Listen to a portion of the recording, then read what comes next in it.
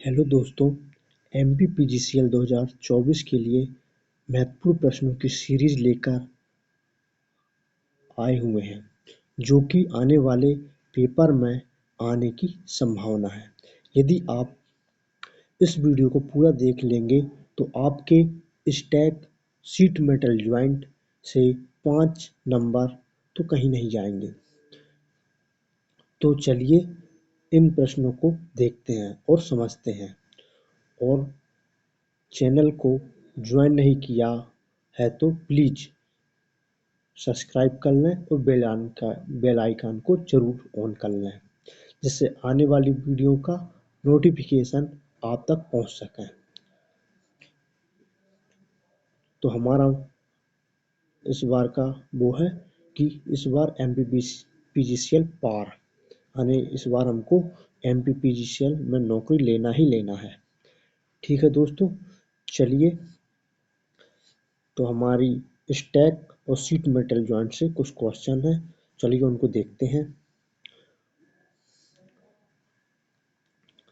तो पहला क्वेश्चन है, स्टैक में से किस धातु की बनी होती है?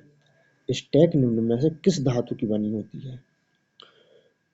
Cast steel, mild steel, alloy steel या निकेल? जिसमें आपका आंसर होगा कास्ट स्टील का।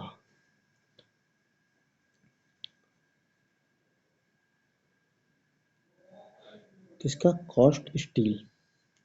ये कास्ट स्टील का। Cast steel. तो ये स्टैक हैचेट स्टैक दिया है, हाफ मून स्टैक दिया है और क्रशिंग आयरन दिया है, और ये हॉर्न हॉर्न स्टैक दिया है। ये हॉर्न स्टैक है। तो ये कास्ट स्टील के बनाए जाते हैं। ठीक है दोस्तों, आगे चलते हैं नेक्स्ट क्वेश्चन की तरफ। नेक्स्ट क्वेश्चन है, निम्न में से कौन सा स्टैक का भाग नहीं है? इसमें पूछा गया है निम्न में से कौन सा स्टैक का भाग नहीं है? बेस, शैंक, बॉडी या हेड?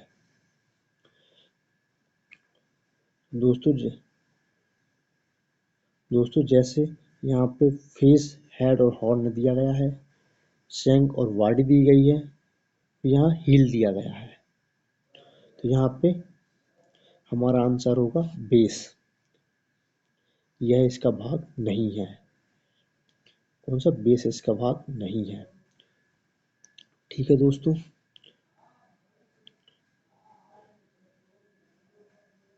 नेक्स्ट क्वेश्चन की तरफ चलते हैं। राउंड स्टैक का हेड होता है। राउंड स्टैक का हेड होता है वाल के आकार का, टेपर बेलनाकार, वर्गाकार, आयताकार। तो ये राउंड स्टैक है दोस्तों, ये राउंड स्टैक है।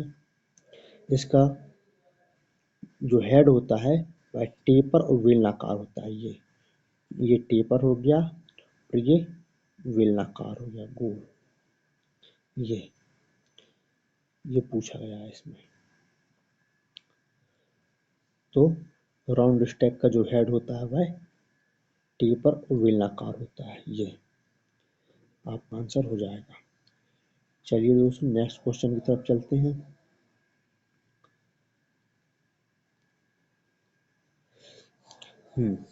हैचेट स्टिक का प्रयोग किया जाता है। हैचेट स्टिक का प्रयोग किया जाता है सीटों की गोलाई में जोड़ने के लिए, सीटों के शार्प बेंड के लिए, फ्लैंज बनाने के लिए, फनालिया की सीमिंग के लिए। तो दोस्तों यहाँ पे ये जो गलत दिया गया है, यहाँ पे ये इसको सुधार लें। ये यहाँ पे गलत दिया गया है, इसको कृपया कर सुधार लें। इसका उपयोग हो, इसका आंसर होगा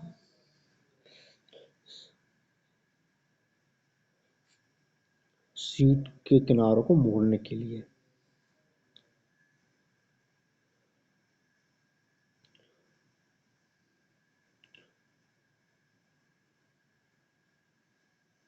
ये शॉर्प बैंड के लिए ये 20 का आंसर होगा।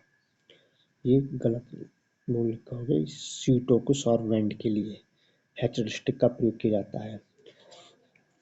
हैचेट स्टिक का जो हेड होता है वह तेज और एक तरफ से तिरछा होता है। यह चादरों को शार्प व बेंड करने के लिए इसका प्रयोग किया जाता है और किनारों को मोड़ने तथा बॉक्स तथा पेन्स को हाथ द्वारा बनाने के लिए भी इसका प्रयोग किया जाता है। ठीक है दोस्तों,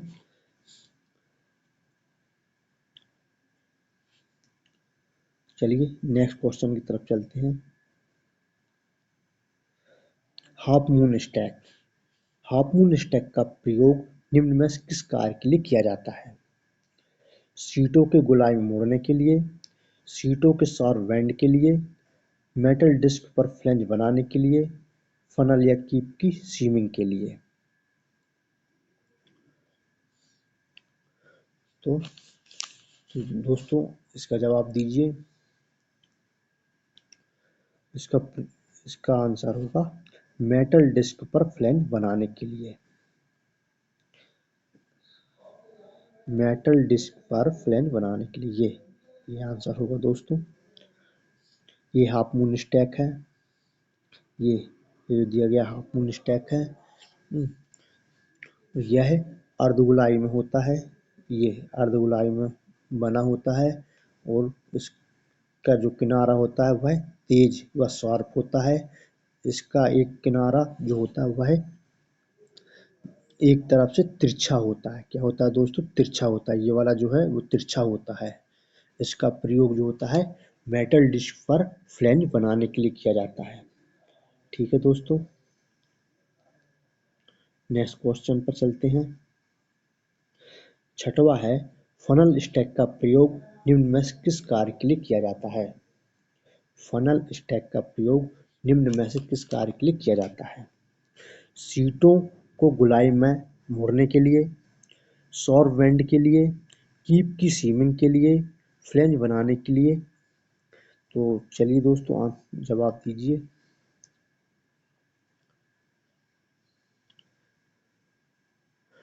इसका आंसर होगा कीप की सीमिंग के लिए। कीप की सीमिंग के लिए हमारा आंसर ये हो जाए, कीप की सीमिंग के लिए।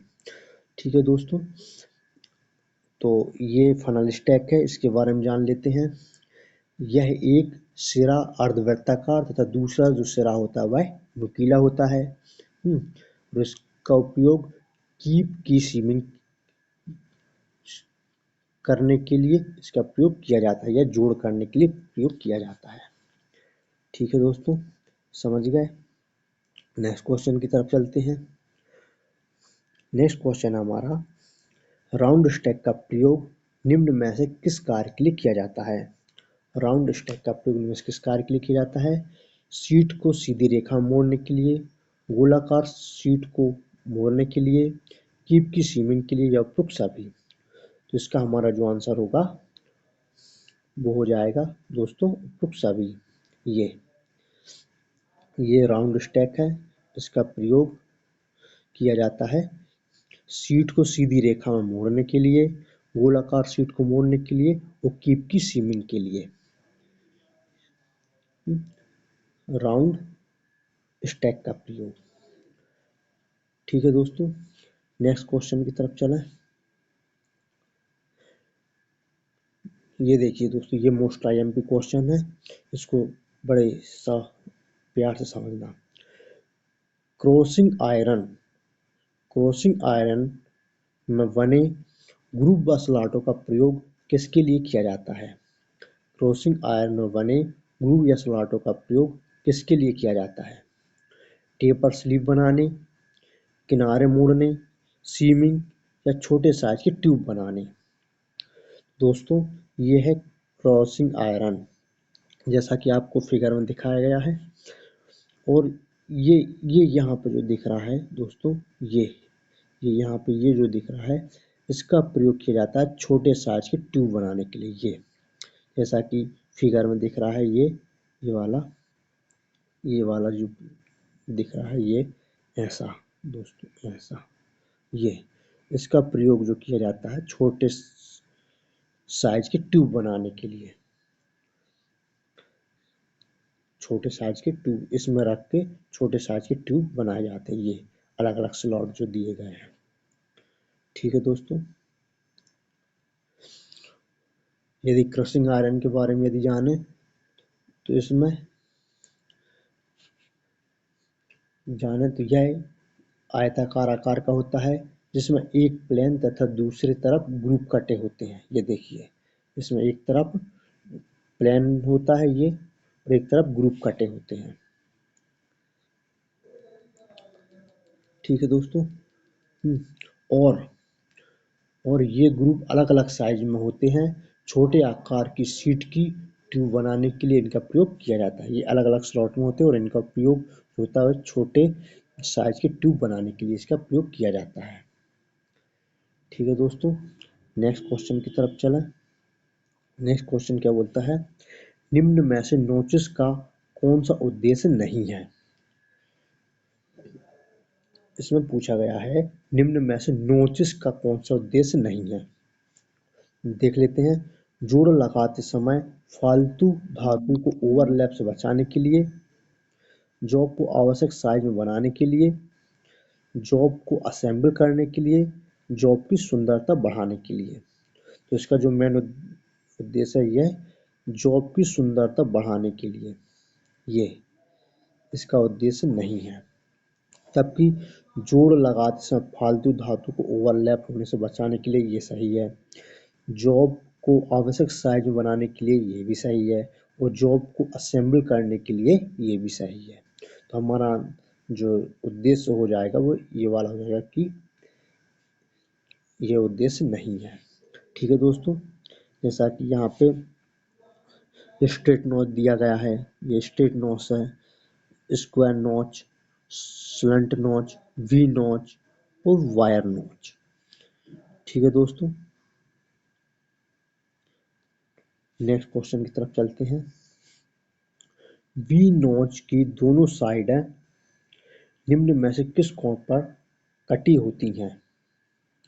वी नॉच की दोनों साइडें निम्न में से किस किस कोण पर कटी होती हैं। तो 30 डिग्री कोण पर, 45 डिग्री कोण पर, 60 डिग्री कोण पर या 90 डिग्री कोण पर। तो हमारा आंसर हो जाएगा 90 डिग्री कोण पर। हो जाएगा 90 डिग्री कोण पर। इसमें पूछा गया वी नोच की दोनों साइडें निम्न में से किस कोण पर कटी होती हैं, तो 90 डिग्री पर।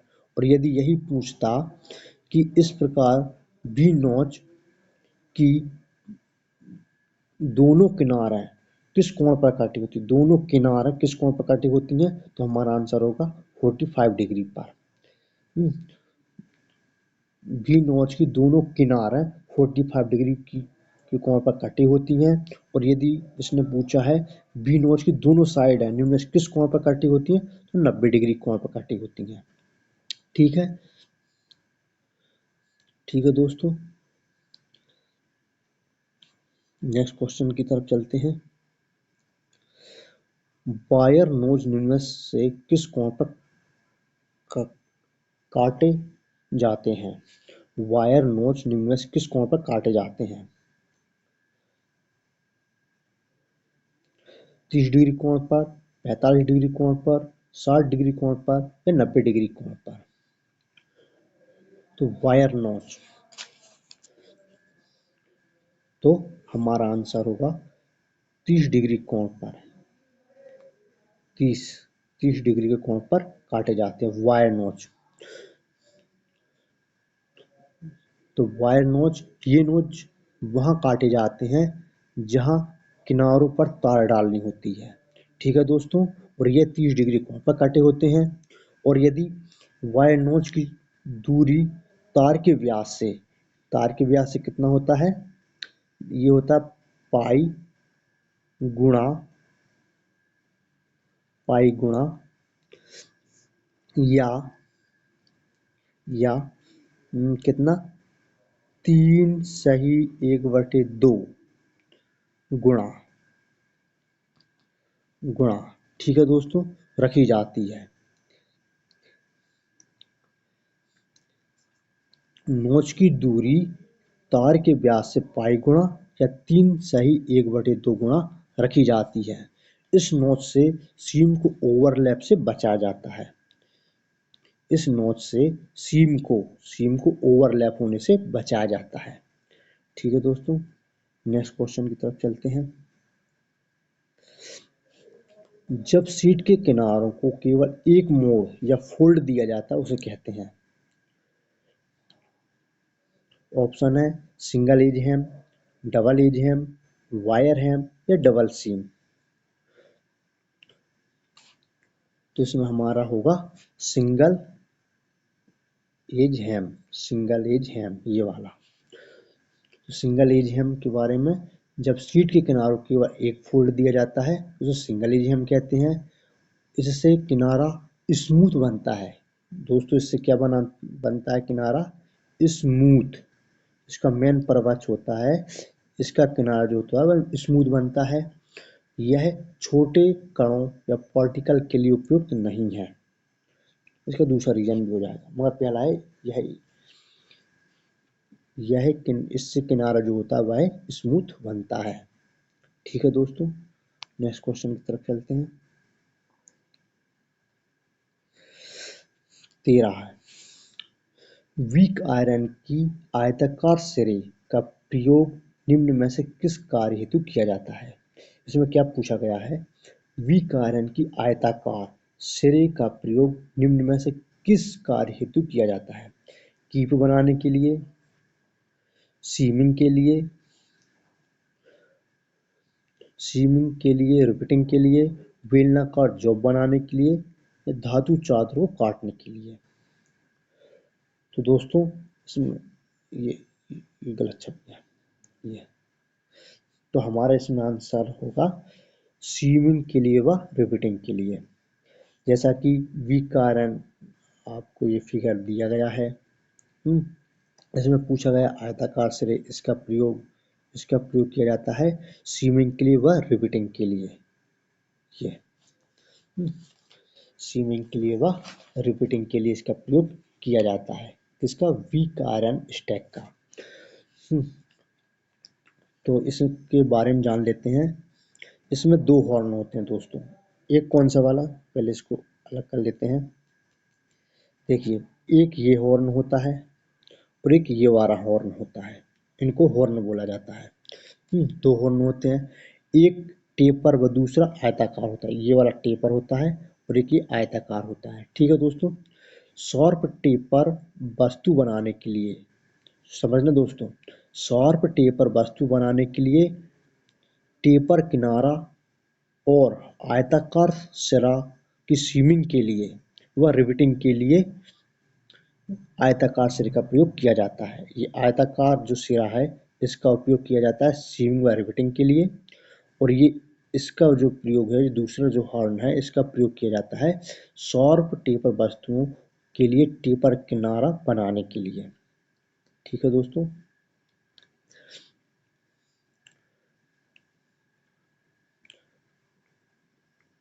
तो इसमें आयताकार सिरे का प्रयोग किया गया है, तो इसका उपयोग होगा सीमिंग के लिए व रिवेटिंग के लिए। ये वाला आंसर हमारा सही हो जाएगा। ठीक है दोस्तों, नेक्स्ट क्वेश्चन की तरफ चलते हैं। निम्न में से वह स्टैक जिसके दोनों सिरों पर वर्गाकार सुराख बने होते हैं। निम्न में से वह स्टैक जिसके दोनों सिरों पर वर्गाकार सुराख बने होते हैं।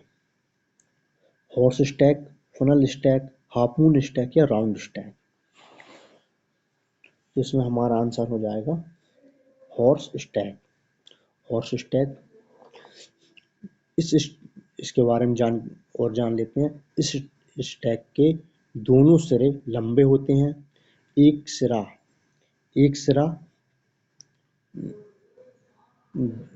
लंबे होते हैं, इसका एक सिरा लंबा होता है तथा एक सिरा ये मुड़ा हुआ होता है।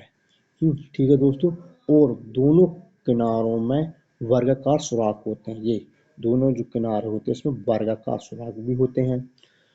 ठीक है दोस्तों, इन सुराखों का जो साइज होता है, देखिए हम बताते हैं। जैसे इनका जो सुराख होता है, एक सुराख ये है, एक सुराख ये है, तो इनका जो सुराख जो होता है वह अलग अलग साइज में होते हैं। इसका कम होगा और इसका ज़्यादा सुराख होगा। ठीक है दोस्तों, समझ में आ रहा ना। इसे हॉर्स स्टैक, तो हमारा आंसर हो जाएगा हॉर्स स्टैक। ये हॉर्स स्टैक का फिगर दिया गया है। ठीक है दोस्तों, नेक्स्ट, धातु चादरों की फ्लैंज वाले सिरे को सहारा देने के लिए निम्न में से किस औजार का प्रयोग किया जाता है? धातु चादरों की फ्लैंज वाले सिरे को सहारा देने के लिए निम्न में से किस औजार का प्रयोग किया जाता है? Crashing iron, hatchet stack, harpoon stack या प्लैंसिंग एनविल? तो दोस्तों इसका आंसर होगा प्लैंसिंग एनविल का। प्लैंसिंग एनविल, ये प्लैंसिंग एनविल का, जैसा कि आपको फिगर में दिखाई दे रहा है, यह प्लैंसिंग एनविल। इसका प्रयोग फ्लैट व फ्लैंज वाले किनारों को सहारा देने के लिए किया जाता है। इसकी वर्किंग जो सरफेस होती है वह पॉलिश की हुई होती है। ये इसकी जो वर्किंग सरफेस है यह पॉलिश की हुई होती है। ठीक है दोस्तों, नेक्स्ट क्वेश्चन पर चलते हैं। शीट मेटल में बॉटम बॉडी को वर्टिकल बॉडी के साथ जोड़ने के लिए किस सीम का प्रयोग किया जाता है? ग्रुप सीम, सिंगल सीम, डबल सीम या डबल ग्रुप सीम? आंसर दीजिए दोस्तों।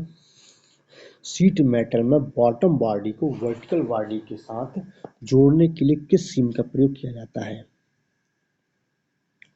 तो हमारा आंसर होगा सिंगल सीम का। किसका? सिंगल सीम का।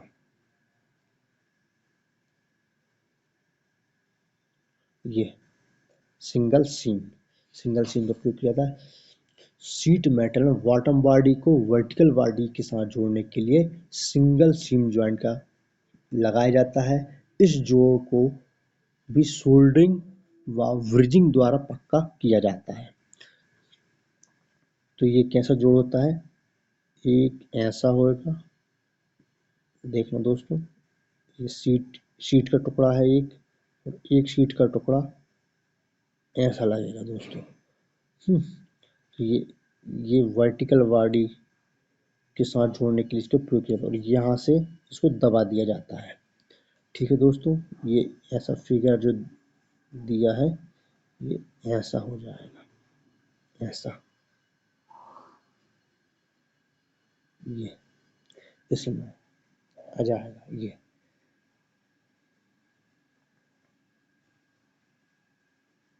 ऐसा जॉइंट लगता है इसका।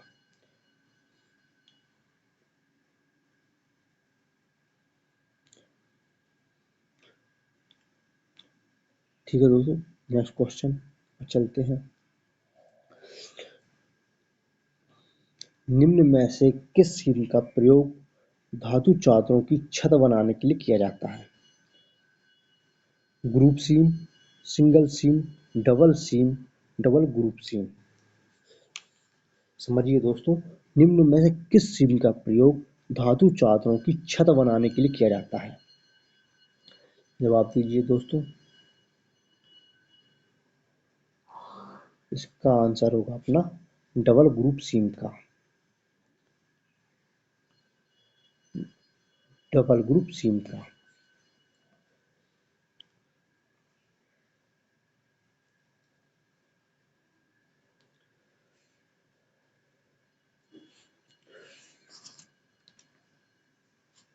डबल ग्रुप सीम का।